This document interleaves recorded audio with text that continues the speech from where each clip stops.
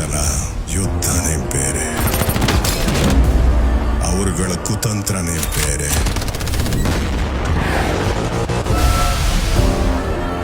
ಎಲ್ರೂ ಎದುರಾಕೊಂಡು ಬದುಕಕ್ಕಾಗಲ್ಲ. ಹಠ ಬಿಟ್ಬಿಡು. ಗಿವ್ ಅಪ್ ರಾಯ. ಕೋಚಿಂಗ್ ಆಳ ತಿಳಿದೆ ಆಳೋದಕ್ಕೆ ಸಾಧ್ಯ ಇಲ್ಲ. ಇಳಿದು ಅಳದೆ ಬೇಡ.